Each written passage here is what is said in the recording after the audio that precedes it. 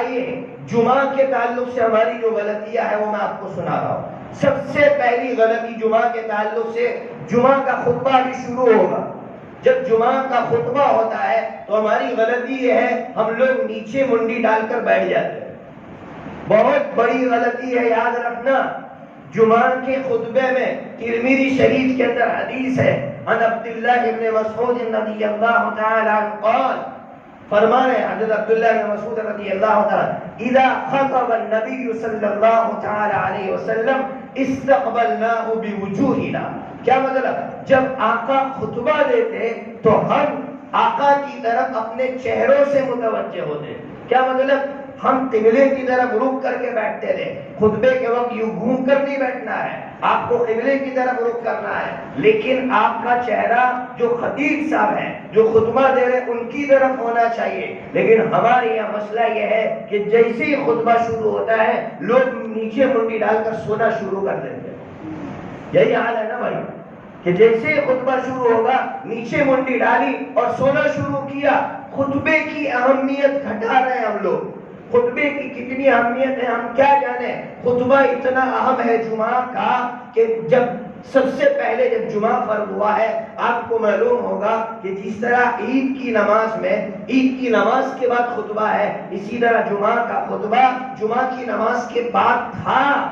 لیکن جب غفلت کچھ محسوس ہوئی تو جمعہ کے خطبے کو پہلے کر دیا گیا، یہ بتلانے کے لیے کہ جمعہ کا خطبہ کتنا اہم ہے۔ اس لیے جمعہ کا خطبہ شرط ہے، سنت نہیں ہے، یہ جمعہ کی شرائط میں سے ہے۔ آپ اندازہ لگائیے کہ جمعہ کے خطبے کے ساتھ ہم کتنی بے اعتنائی برت رہے ہیں، جمعہ کے خطبے کے ساتھ ہم کیسی غفلت برت رہے ہیں۔ اس لیے آج سے عہد کرے کہ جب خطبہ ہوگا تو ہم امام صاحب کی طرف دیکھیں گے، خطیب صاحب کی طرف دیکھیں گے۔ جبھی تو صحابہ کرام نے آقا کی جو کیفیت ہوتی تھی خطبے کے وقت آنکھیں لال ہو جاتی تھی۔ آقا صلی اللہ تعالی علیہ وسلم جب خطبہ دے دے آپ کی جو کیفیت بیان کیے، کیسے بیان کی ہوگی؟ نیچے منڈی ڈالتے ہوں گے جب بیان کی ہوگی، دیکھتے تھے آقا کو، جب جا کر خطبے کی کیفیت بیان کی۔ اس لیے خطبے کے وقت خطیب صاحب کی طرف دیکھیے، یہ جمعہ کے خطبے کے آداب نہیں بلکہ حضرت عبداللہ بن مسعود رضی اللہ تعالیٰ عنہ صحابہ کرام کا عمل بیان فرمائے۔ ورنہ یاد رکھیے مسلمانوں، وہ حالت ہوگی مسلمانوں کی کہ آج بہت سے ممالک میں خطبہ اس ملک کی زبان میں دیا جا رہا ہے۔ وہ حالت ہوگی کہ لوگ یہ کہیں گے کہ اس ملک میں بھی خطبہ اردو زبان میں ہونا چاہیے۔ اتنے بزدل، اتنے بیکار ہو گئے مسلمان کہ صحابہ کرام چائنا میں گئے تھے، صحابہ کرام دنیا کے مختلف خطوں میں گئے تھے، خطبہ عربی زبان میں دیا، اذان عربی زبان میں دی، قرآن کی تلاوت عربی زبان میں دے کر یہ کہہ کر گیا ہے کہ اگر ہمارے اندر غیرت ہے تو عربی زبان کو زندہ رکھو اور عربی زبان کو سیکھنے کی کوشش کرو۔ اگر خطبے اردو زبان میں ہونے لگیں گے تو پھر عربی زبان کیسے زندہ رہے گی؟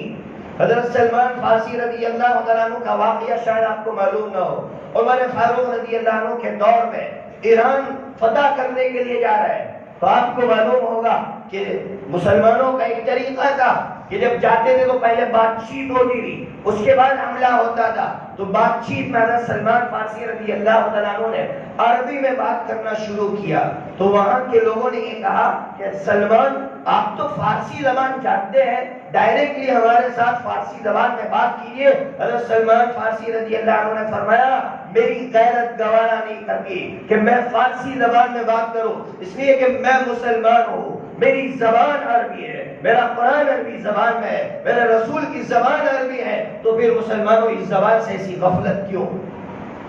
اس لیے خطبے کو زندہ رکھنے کا ایک ہی طریقہ ہے کہ جب امام صاحب خطبہ دے رہے ہو تو امام صاحب کی طرف متوجہ ہو۔ دوسری غلطی، جمعہ کے دن 3 گھڑیاں ایسی ہیں کہ جن میں دعائیں قبول ہوتی ہے۔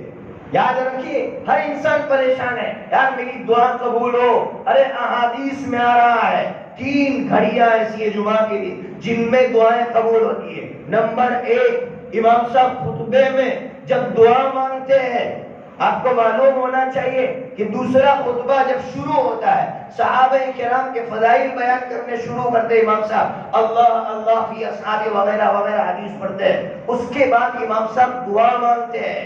یہ دعا کی قبولیت کی گھڑی ہے۔ اس وقت ہمیں دل ہی دل میں آمین کہنا ہے، زور سے نہیں کہنا ہے، خطبے کے آداب کے خلاف ہے، اس لیے دل ہی دل میں آمین کہنا۔ کون آمین کہتا ہے؟ کسی کو پتہ ہی نہیں ہے کہ امام صاحب دعا مانگ رہے ہیں یا کیا مانگ رہا ہے۔ اس لیے مسائل سمجھیے کہ خطبے میں دعا کی قبولیت کی گھڑی ہے، اس وقت ہمیں دل سے آمین کہنا ہے۔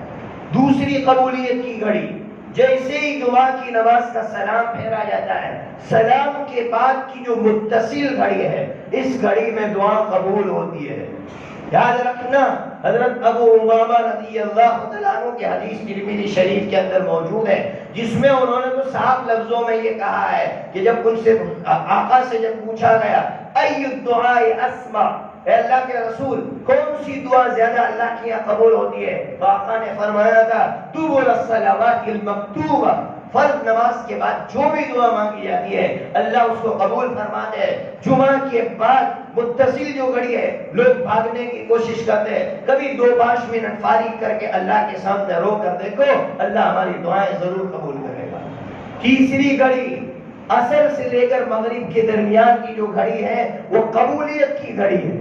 اس لیے ہم لوگ 2-5 منٹ جلدی سے آ جائے مسجد میں اور 2-5 منٹ مانگ لیں اللہ تعالیٰ سے، یا دکان پر بیٹھ کر مانگ لیں، اس لیے کہ یہ دعا کی قبولیت کی گھڑیاں ہیں، ہم اس کو ضائع کر دیتے ہیں۔ تو میں نے جمعہ کے تعلق سے بھی بتایا۔ اب ایک بات کہ اگر اپنی بات ختم کروں گا، تسبیح فقراء کے تعلق سے آپ کو سمجھاؤ۔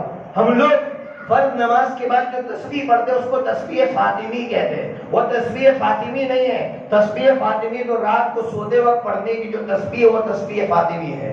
فرض نماز کے بعد جو پڑھنے کی تسبیح ہے وہ تسبیح فقراء ہے۔ کیا مطلب؟